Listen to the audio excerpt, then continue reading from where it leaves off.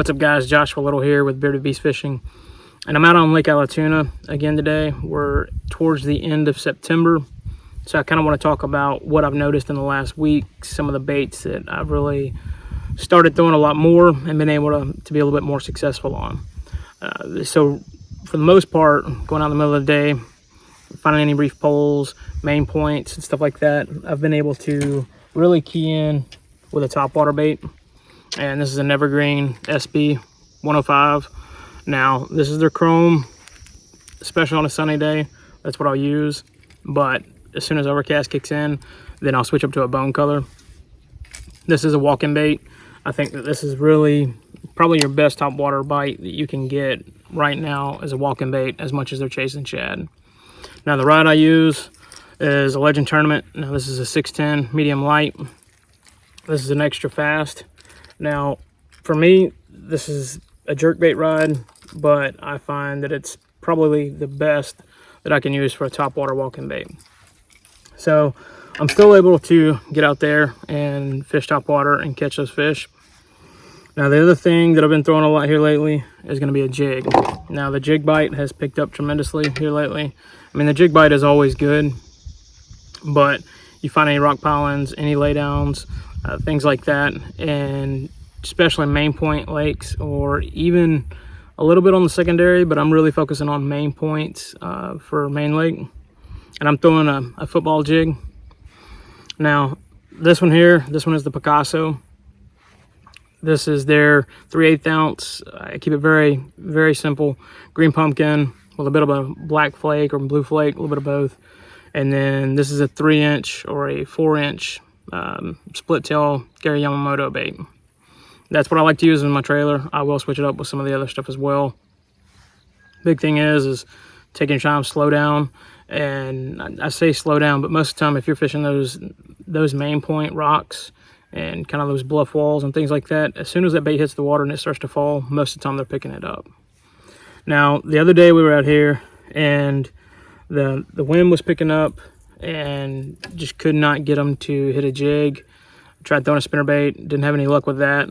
So I switched up and picked up a DT6. Now, this is by far one of my go-to favorite crankbaits is a DT6, just because it allows you to cover a lot of water. You're running that 6-foot depth range, bounce it off of the rocks. It's great reaction bite, and I have picked up a lot of fish just in the last couple of days on a DT6. Any shad pattern is going to work well.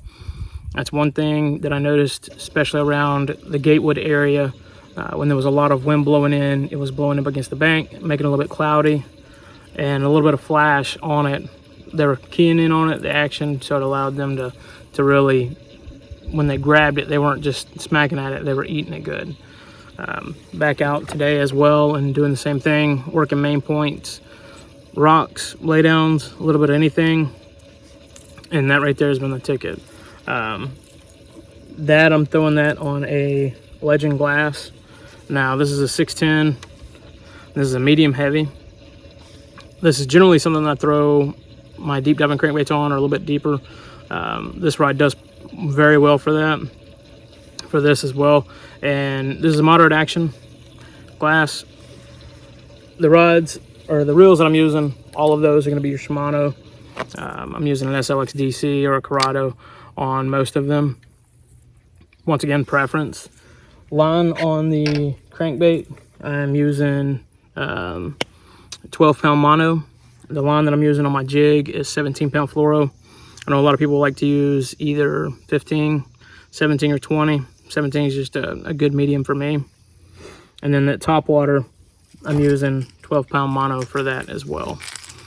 The rod that I'm using on the jig, it's a 7-foot. It's a Dock Sniper from St. Croix. It is their Legend Tournament. 7-foot heavy, fast action.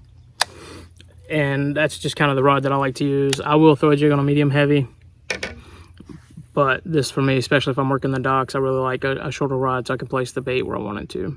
So as far as the lake goes, clarity, of course, as you get around the dam, Gatewood area, it looks a lot cleaner.